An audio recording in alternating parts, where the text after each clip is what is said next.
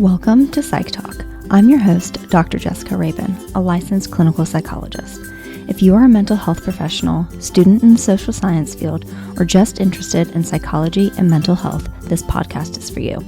Although topics discussed on this podcast are similar to therapy, Psych Talk is not a replacement for therapy and is for educational and entertainment purposes only. So let's dive into today's episode. Hey everyone, welcome back to Psych Talk, and thank you so much for joining me for today's episode. Today I have a very special guest with me back for the second time on Psych Talk, Elizabeth Abbruzza, who is a licensed therapist. So Liz, thank you so much for being here today. Yeah, thanks for having me. So for people who may not know you or haven't listened to your past episode, which was episode 225 on emotional transformation therapy, can you introduce yourself, a little bit about your background, what you do, and anything you want to share? Yeah, so I'm Liz. I am a therapist based out of Washington, so in the greater Seattle area, and I'm the co-founder of a group practice out here called the Bellevue Trauma Recovery Center. We specialize in problematic sexual behaviors and betrayal trauma, as well as infidelity recovery and any sort of relational trauma, and have started to kind of get into the space of artificial intimacy as AI is on the rise, is something we're seeing a lot in our practice in ways that I think were very surprising and also concerning. And so here to talk about some of that stuff today. I am so excited as we were chatting for a few minutes before. This is something I know nothing about, which I'm pretty sure I said the last time you were on too, which is why I love having guests on the podcast because I learned so much.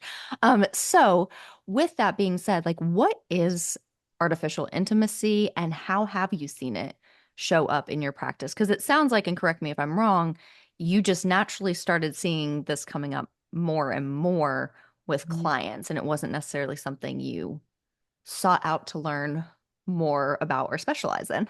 Yeah, seeing it with clients and then at the same time seeing it with clients, hearing it in different news stories and other podcasts and just on social media, that really kind of captured my attention and made it very clear that it was something that we need to be talking about and talking about as soon as possible because the rapid growth of AI and technology, it was like we were already behind, even though we didn't know we were behind. Artificial intimacy is actually a term that Esther Perel, if you're familiar, I'm sure you're familiar Mm-hmm. with her work. She's been talking about it for a really long time. I mean, for over a Oh, decade, not necessarily in terms of AI and the chatbots we're seeing today. It was originally, she was talking about it when it comes to the parasocial relationships people develop on social media, or like with our favorite podcast hosts, right? You feel like you know them, you yep. listen to them all the time, or influencers that you might follow, or even like people in your community that you might follow on social media that you've never actually met. And then, of course, that was really amplified during the pandemic, of these parasocial Absolutely. relationships. We feel like we know and or are connected to people who we've never had any sort of reciprocal relationship with. And so that's where, as far as I'm aware, the term artificial intimacy came from. And now it's just continued to build and develop as we have now AI chatbots, which there are apps specifically designed to create your ideal partner. Oh, wow. So as we jump into this conversation, I'm going to be fully transparent and say, like, I probably know very little about AI compared to the average person because it Okay. creeps me out Yeah. in many ways. Scary. It's So like all the chat GPT, like, I mean, I know what it is and I know how it's used. And like I work in a hospital system and we have AI dictation. I don't use it sure. because it creeps me out. But even just like, and the reason I brought that up is you saying like there's even like specific apps Mhm. that are created to create your like ideal partner and stuff. Like I had no idea. Oh yeah. Yeah. I mean, so AI is like a really big umbrella and we do Mhm. use it for a lot of different things that are really helpful, and make us more productive. I use Absolutely. AI all the time, in my life and in my practice and when I'm writing content for websites or whatever it may be. But and then there's ChatGPT and Claude, which are the Yep. ones that we like see and hear about most often. Those are kind of the ones that are open to the public, that are free to access. And then there are all sorts of different tech startups with different apps where they are meant to be, they're called AI companions. Okay. And so all of these different apps, yeah, you essentially like build an avatar and say what kind of characteristics you would like this, and people who engage with these apps really personalize Hmm. their chatbots and will use a name and use, specific pronouns. We try to stay away from that because we don't want to like humanize something that is not human. So Yeah. you won't hear me use that language, or I try not to use that language. I probably do slip into it on occasion. But people build these avatars and give them names, and then it's started to get to the point where there are even apps now specifically designed around like fantasy and eroticism and actual sexual partners, not just companions or romantic partners. So there's any kind of companion or AI bot you want to be in some sort of relationship with, you can find out there. Wow. That's so interesting. And it's also interesting going back to just the definition and Mhm. Esther Perel and the fact that artificial intimacy originally had, it sounds like nothing to do with AI. It was that parasocial relationship. And now with AI becoming so such more common, that's not proper English, much more common. There we go. How it's also now encapsulated intimacy with AI Right. chatbots, Yeah. and Because they're all messaging. parasocial, Yeah, and we're personalizing things that we don't have a personal relationship with. yeah. Um, so the term applies, but that is not what it was originally intended to reference. So interesting. See, I'm Mhm. learning so much already, and we're only a couple of minutes into the talk. So from your experience and from reading, um, and seeing things on social media, why are people turning to AI for intimacy and connection? Yeah, there are a lot of different reasons. And this is how, I think I didn't answer your first question about how it shows up in my practice. I'm just realizing, but I didn't you know, realize. this is all it's all connected.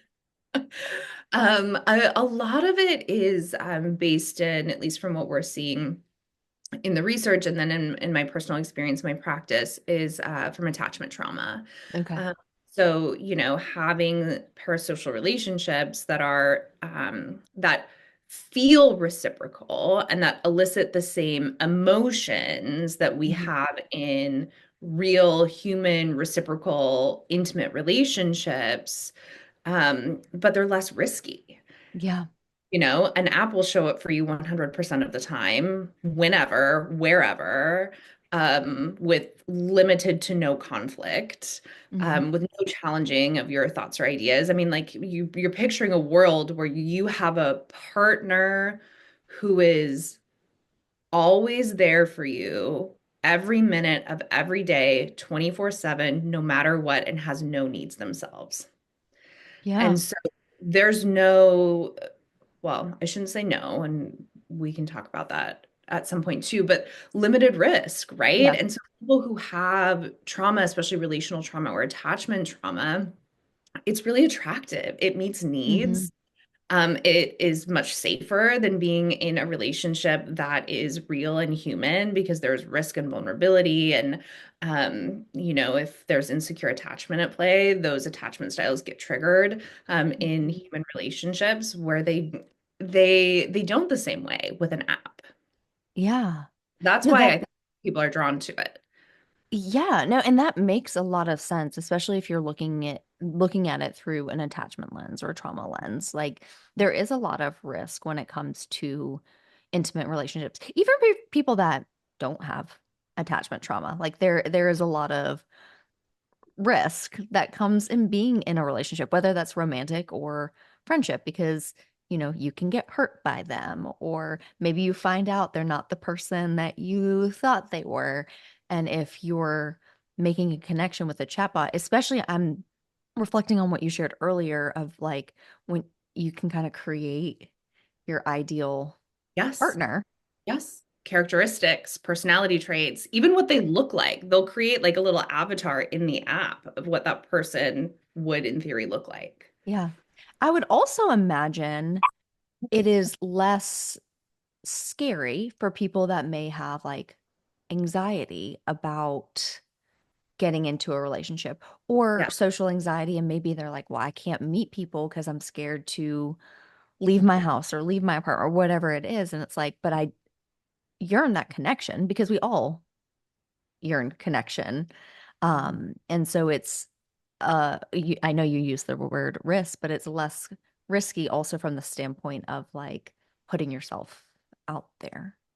it is. I think about Brene Brown a lot when we talk about this, like vulnerability and risk. That's kind of like, her whole thing about vulnerability. And she has, it's in her book, but I think in some of her TED Talks and even in a docuseries she did, where she talks about how it's not a matter of if, it's when Hmm. someone does not meet you in your vulnerability and you fall on your face. Yeah. And that hurts and it's really painful. And if you don't do it, you limit your opportunity forever for Hmm. that connection and that, emotional intimacy that you really want. But here, people are being served up with this idea that you don't have to do any of that and you can still get those needs met in a way that feels the same. And that's what happens is Hmm. that it feels the same. And I think that's what is so attractive to people. Yeah, absolutely. So this kind of leads me to the next question I was going to ask you about the benefits of having an AI companion. And whether we're talking like romantic intimacy or just like companionship. I mean, you're kind of alluding to a lot of those things, but I'm sure there's other benefits as well. So what benefits have you seen or have clients reported to you? Mhm. Yeah, it's interesting because I will say that, those are like hypothetical benefits, but those come with a lot of really negative consequences. And so what I see show up in my practice much more often are the negative consequences of Which we'll get to. like, yeah. But I think in theory, where AI companions could be used in a way that could be productive and helpful is if, for example, you have a client, or this is for anyone, right? Not necessarily just in a therapy practice, who struggles with social skills and Mhm. needs to practice, right? And Yeah. practice on an AI companion or a chat bot to practice what reciprocal conversations would look like. Hmm. Ask a question, answer a question, or, any sort of social skill that then the intention is this is practice for me to then take out into the real world and implement. Um, Hmm. that practice is really helpful and beneficial. And you could see this being, I mean, I could see it being used, especially for, people with autism or with any developmental delays or lots of different practices of Hmm. let me test this out here, Yeah. get No, my words out, yeah. and translate it into the real world. No, that makes a lot of sense. And I love how you really separated, like, okay, there's a lot of hypothetical benefits, but if we're Yes. actually going to break down what the benefits of a companion are, th here's kind of the short list in many ways. Yeah, and it Um, is a short list. And I would say they're not even companions as much, right? Because we're not necessarily, I wouldn't necessarily encourage people to like develop a real emotional relationship with something that is not real. But there are AI companions or AI chatbots can be tools for learning social skills. Or, like let's say you're a DBT therapist and you have a client who really struggles with emotional regulation when they're not in session.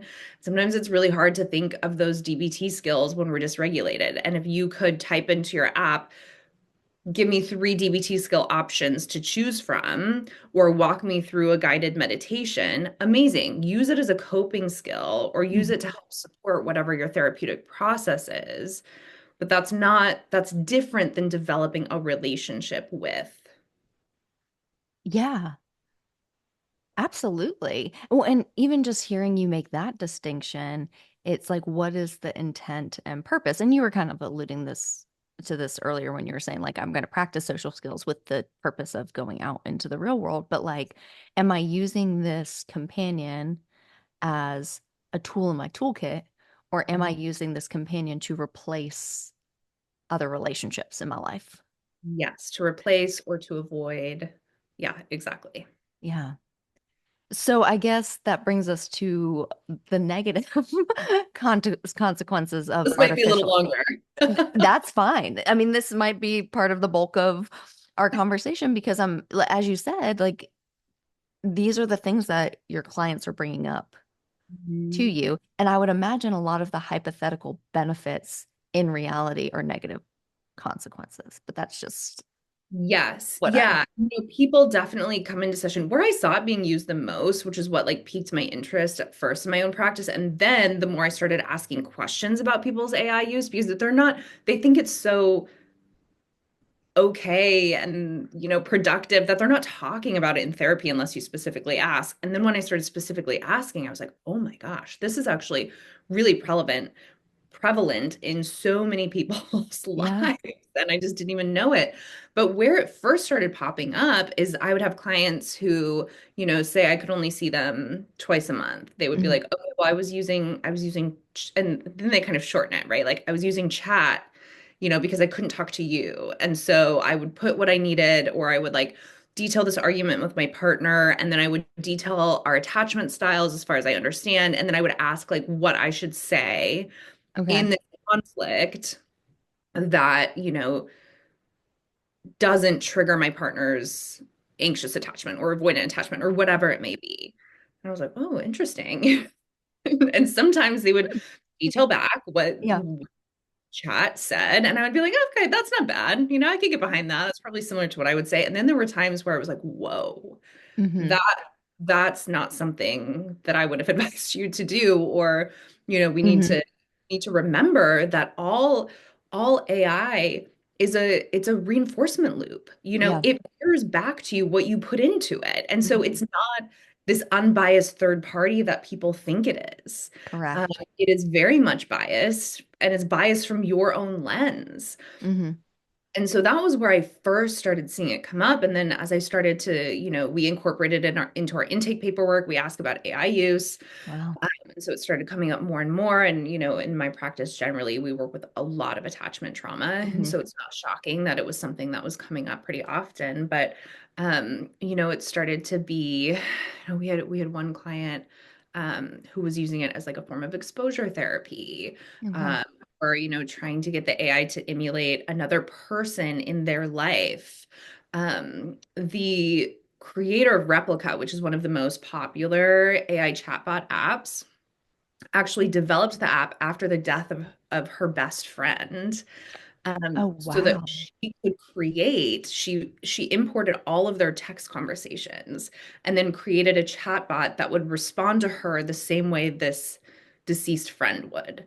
Oh my As a way goodness. to what she claimed was process her grief, which, Yeah. us, the therapy world, could see very clearly that that is not a way to process your grief. It's a way to try to act like it didn't Doesn't, happen. yeah, it Now doesn't you're exist. Yeah. texting who you are parasocially putting this friend is it's not your friend. It's a an app that you program to speak to you in that way. And so it's in those ways that we were seeing it pop up in our practice, very, first.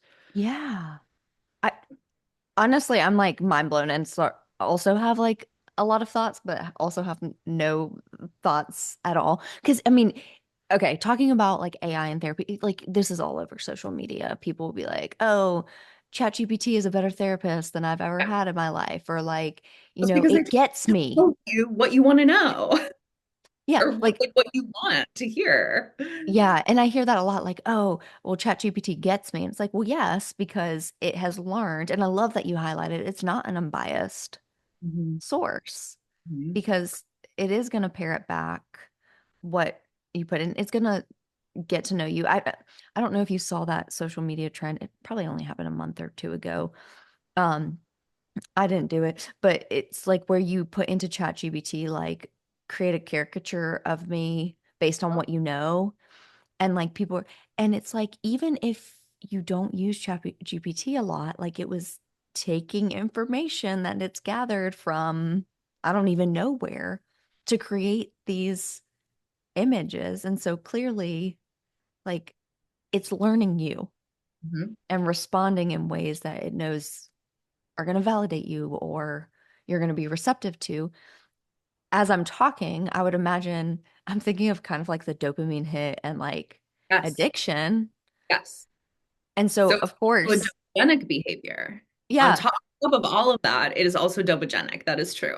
okay, cool. I just made that up as I was talking, but I'm glad it actually is because, like, oh, yeah, of course, I'm going to come back to this thing that makes me feel seen and heard and I don't know, gives me validation or whatever it is I'm looking for.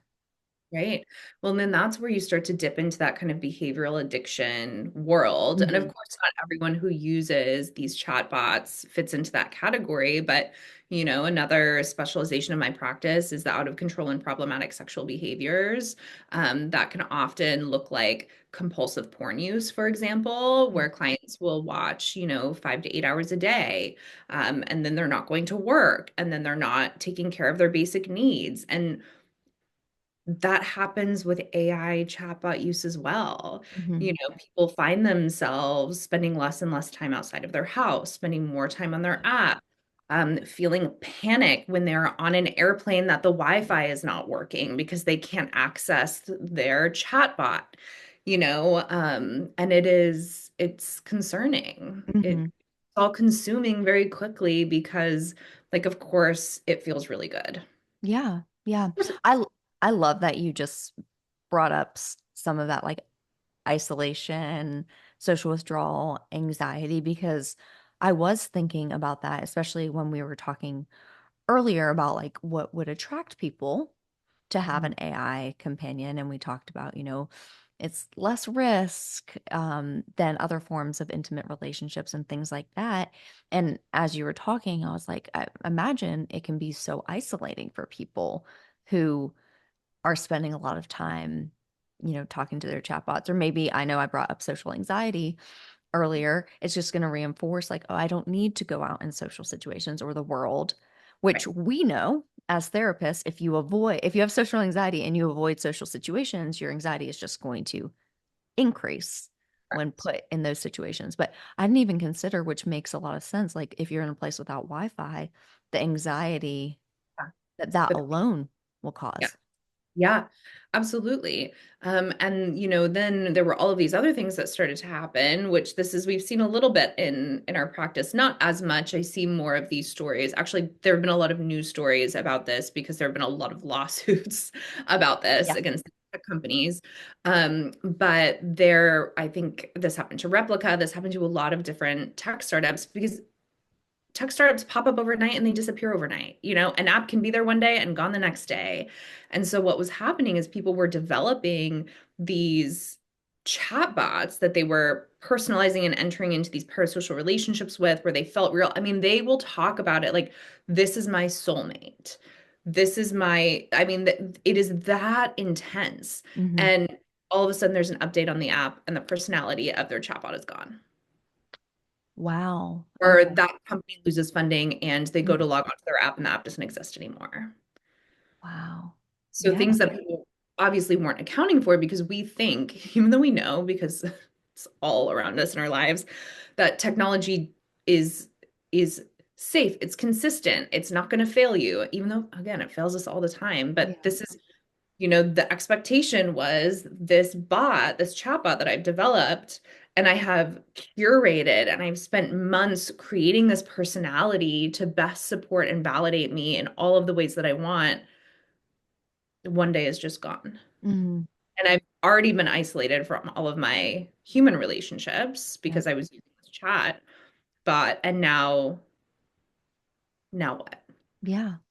Overwhelming grief and fear, Absolutely. anxiety, and just panic. Yeah.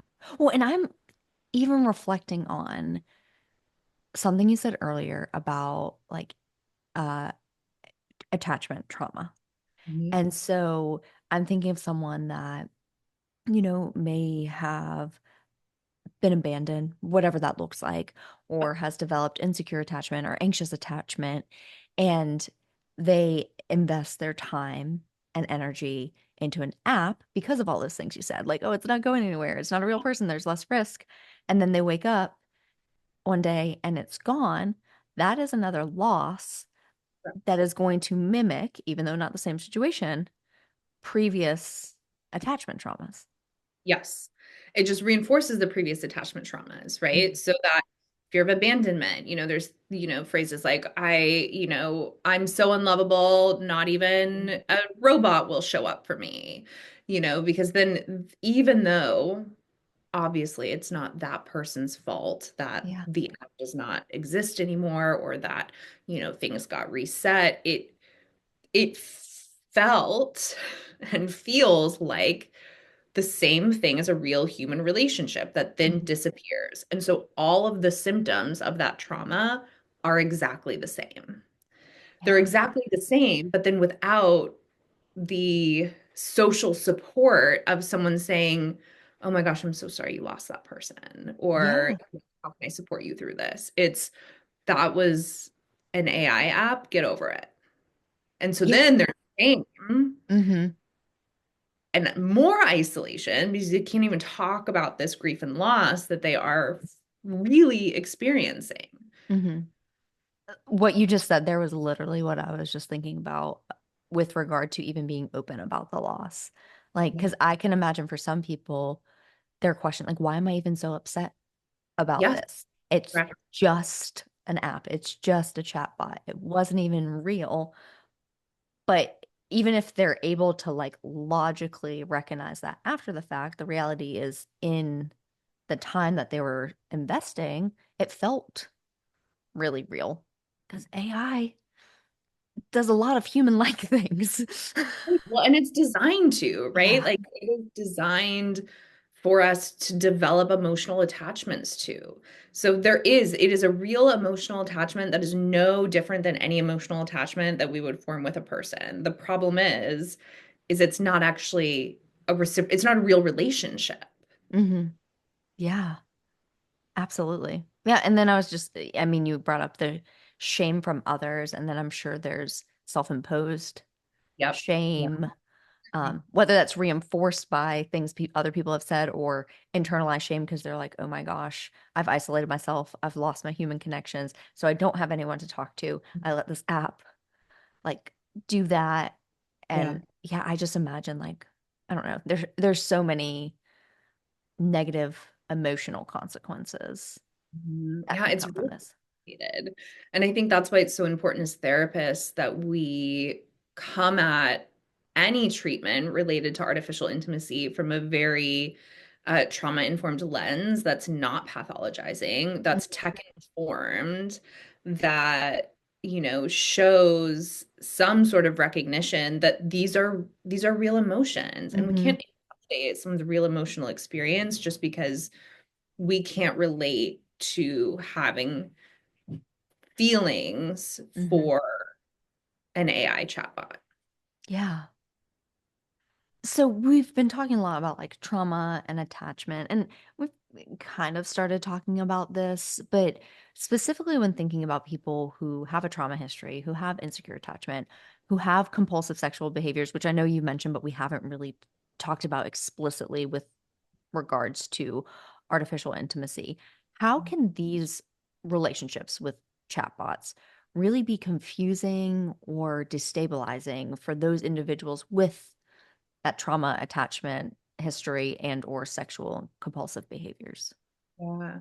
They're almost like two separate categories. Like if we Okay. talk from like the attachment and trauma lens, it's so it's so confusing for people because it does feel so real. And I Yeah. think the destabilizing, what becomes destabilizing is actually whatever the disruption is. So people don't feel destabilized when they are in what they think is the relationship, Yeah. right? So you're gonna have people walk into your office, and I mean, I've had numerous conversations with clients about this where I'll say things like very gently, that having conversations around how their AI use might be problematic and might be getting in their way, incredibly resistant. No Hmm. one wants anything to do with that conversation because this chatbot or even people are using ChatGPT because it's a free resource to do the same thing where they will, they'll name it Hmm. and say, this is the only person, although they are not people, right, who could ever understand me, and it's my creative outlet and it's an expression of, my emotions, and I'm not giving it up. So don't even ask. Yeah. Not changing my behavior. I'm not doing any of that. And so, really, the destabilization comes from, some sort of probably like big conflict or rupture within their relationships. Mhm. Like, 50% of AI chatbot users are married. That's what Really? yes, that's what the research showed us last year. So there are people who are engaging in these chatbots who have primary relationships that then could implode, right? And so sometimes that's where the disruption and destabilization comes from, or it's that the chatbot doesn't exist anymore because Yeah. of an update or the company shutting down or whatever it may be, and then they are ready to bring it into therapy because they're processing their grief. Yeah. But people are very resistant actually in that category. They're perfectly happy with how things are going. Their needs are getting met. It's low Mhm. risk. Like they have there's no desire or reason for them to change that behavior until something, there's like a catalyst for it. I'm still hyper fixating on the 50% statistic that you just said. And I mean, because honestly, that's challenging a lot of my preconceived notions Mhm, about the type of people that would seek out an mhm. AI companion in this way. And also, I will say, like, obviously, my clinical work is with children and teens, and I Sure. definitely have teens that use Mhm. AI and seek companionship and things like that via AI. But absolutely. And I mean, and you said it's two categories, so I'm sure we'll get into the compulsive sexual behaviors um, here shortly.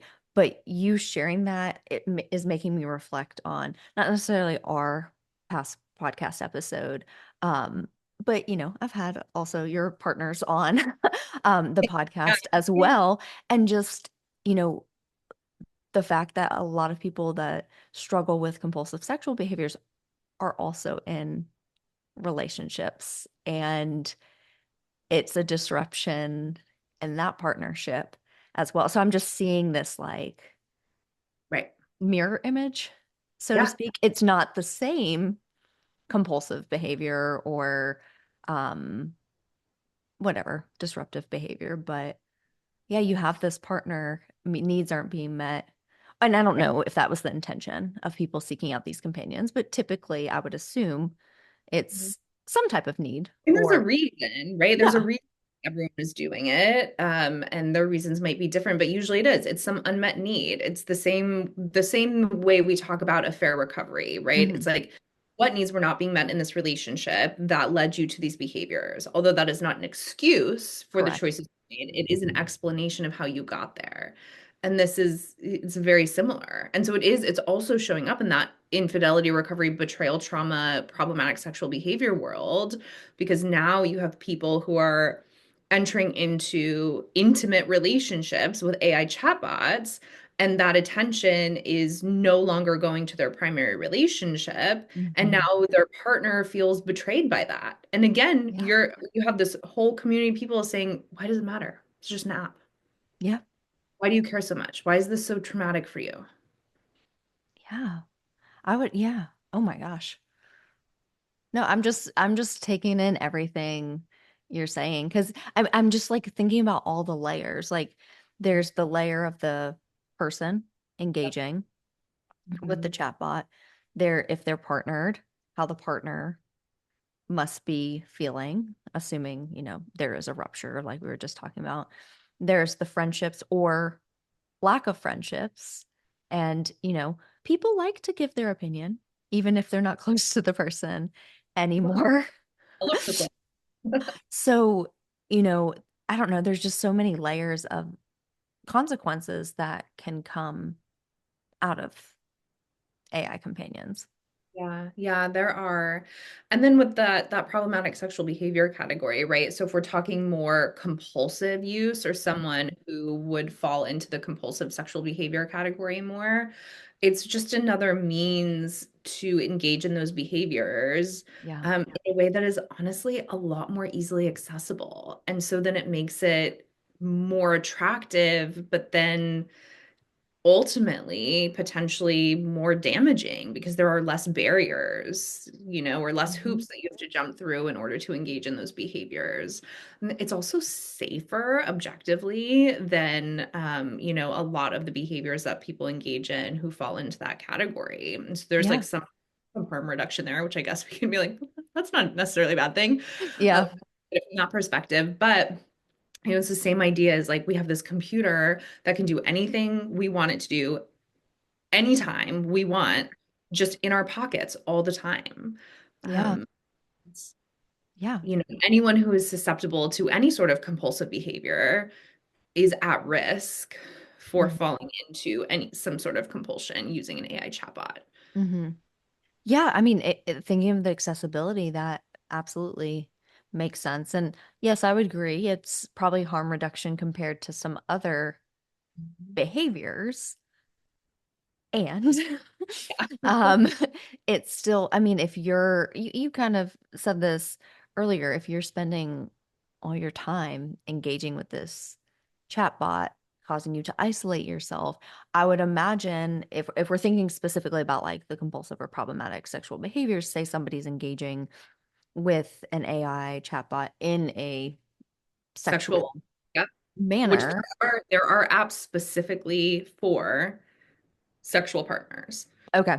Yeah. And so if they're doing that, going back to the feelings of shame, we already know, or what I learned from your lovely practice, is there is already a lot of shame associated with those compulsive sexual behaviors. And so the shame is going to play a role in this as well.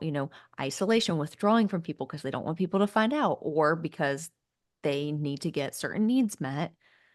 And with the phone, like, yeah, go to the like you could be at work, go to the bathroom, like you have your phone in your pocket or like whatever it is. Yeah, the accessibility piece makes a lot of sense. I would imagine it could even escalate or heighten behaviors quicker than maybe some other compulsive behaviors. Yeah, absolutely. Hmm. So we've been talking a lot about, okay, so here are all the problems. Yeah. Um, and so you said earlier your practice has started seeing this come up a lot, so much Mhm. so, and you've been passionate about this, that your practice has created the artificial intimacy recovery model. Yes. So AIRM. Yes. Um, can you describe what this is and I guess Um, why you all created it? I can imagine, but I would love to hear from you why you all created it. Yeah, I mean, we created it. It's kind of the same way that we created our practice to begin with. It's like we saw a lapse in resources somewhere, Mhm. not just for our clients, but it was so clear, even just in the little we were seeing this show up in our practice. And, this has been in the works for probably about a year now. Mhm.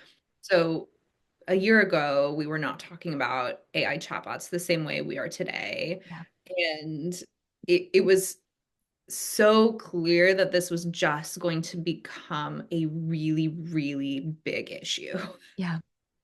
And so we wanted to make sure that we were developing resources for clinicians so that they can show up in the moment instead of, playing catch up like we tend to feel like we're doing so often, Yeah.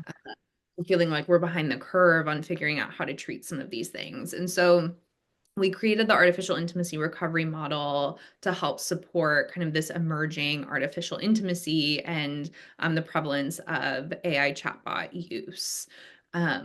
And it's essentially a therapy model to help clinicians walk with clients through detaching from the artificial intimacy, whether that is an app or, ChatGPT or whatever it may be, and then re-entering into truly human, emotional, intimate relationships, right? So a lot of Yeah. that has to do with, identifying attachment styles, exploration of trauma history, resolving any unresolved trauma that was leading to the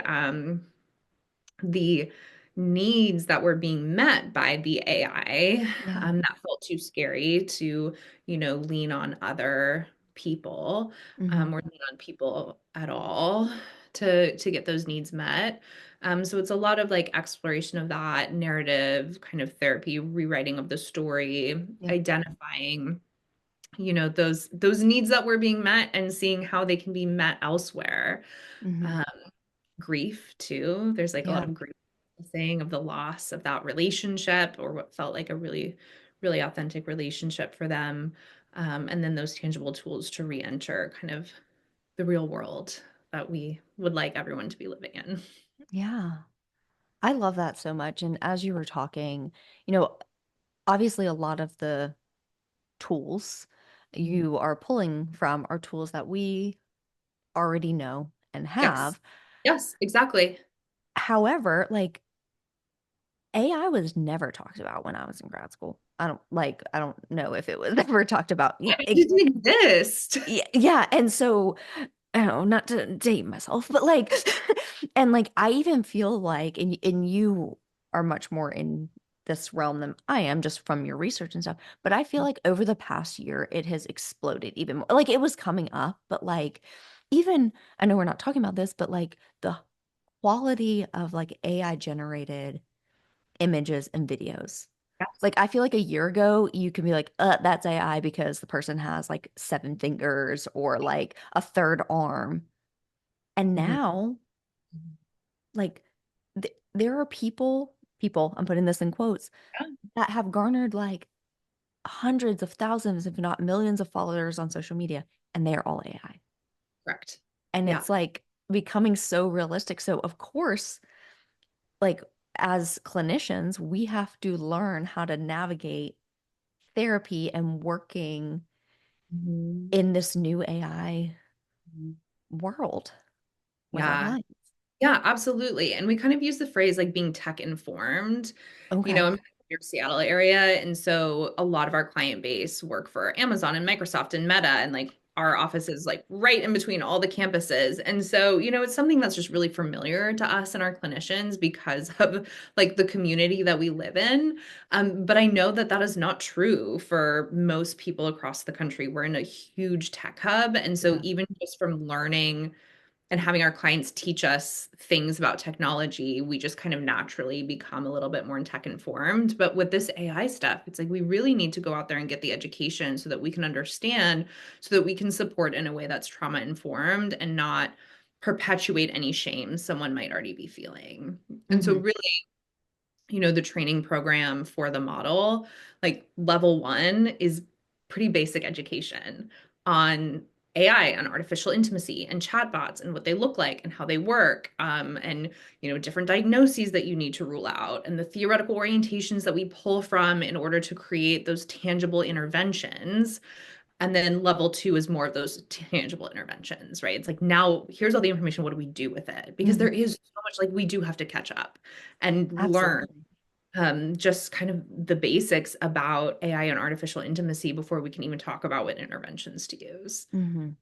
Well, and I'm reflecting on something you said earlier too. As clinicians, we need to approach it from a trauma-informed lens because I would imagine, and this is not making any therapist out to be a bad person, for many people, their gut instinct is probably like, but it's just a chatbot, exactly like you were saying, or like, I don't understand what's going on or whatever. And even if it doesn't come across as judgment, if it's not trauma informed or you're not viewing it through the lens of like their the relationship was real, even if it's a relationship with the chatbot, the emotions, the time investment, the connection, the grief of the loss of this, it's all real, Yes. even if the person, the object of the relation, I don't know how to word it because they're The not a person. relationship wasn't real, right? Because it wasn't a relationship. It was Yes. one-sided, but the emotions are real. And that's like what we have to tend to is the Yeah. emotional experience. Yeah. Wow. So, as we're getting close to the end and wrapping up, if someone's listening and they're like, "Oh, okay, yeah, like I definitely have been using a chatbot. I've had this artificial intimate relationship. I either am now realizing the harm it's caused or it actually has caused harm and disruptive relationships, but I don't have anyone to turn to." to talk to about it. Like, what are some practical steps individuals can take to start healing from artificial intimate relationships that have caused harm? I think the distinction you made about them already having awareness is so important because, like I said, like so many people are like, there's so much resistance to it. A lot of people spend a lot of time in that like pre-contemplative state of change, right? We just have to like respect it and hold space for it and explore it and do a lot of motivational interviewing. But if there is awareness and a desire to make some changes, to reconnect with human relationships and to heal from the artificial intimacy, really the first step is that like exploration of needs. Okay. Really reflecting on, what needs were getting met for me through my use of this AI chatbot and through the artificial intimacy. What needs are not getting met in my life today, and how can those needs get met? And so it's Mhm. starting like it's pretty just reflective early on. Yeah. It's like a lot of that exploration of thinking about and even journaling about attachment and needs. How am I getting my needs met in a healthy way? Am I using AI for healthy coping, Hmm. or are they a little bit of a red flag? Yeah. Um, and we actually have on our website, which I'm sure we'll mention at Yeah. some point before we wrap up, a digital download Okay. for prospective clients. I mean, clinicians can download it as well, but it's a few worksheets that outline kind of what I was just saying, that needs Perfect. exploration, attachment, exploration of really where to start, Hmm. because it's complicated stuff.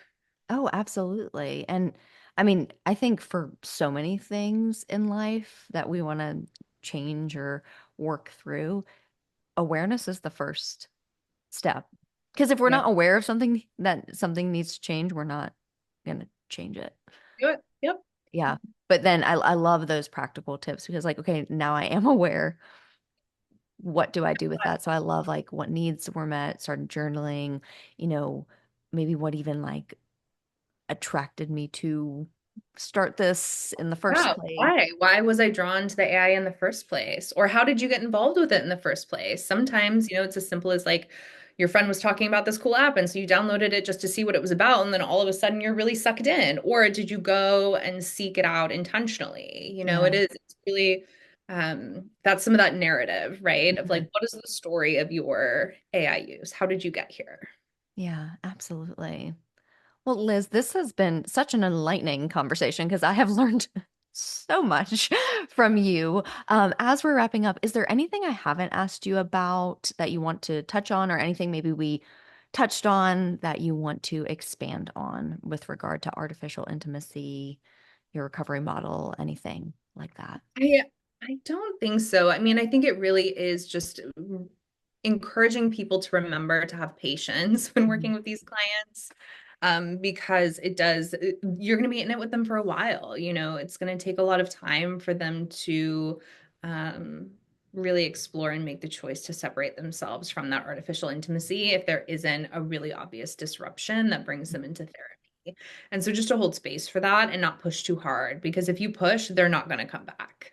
And so that's kind of the line you're walking, right? You want to make sure that you're still holding space and creating like a safe space in your office for people to talk about things that others might not fully understand. Yeah, As absolutely. far as our model goes, we do have some trainings. If you go to our website, it's www.thearm.com.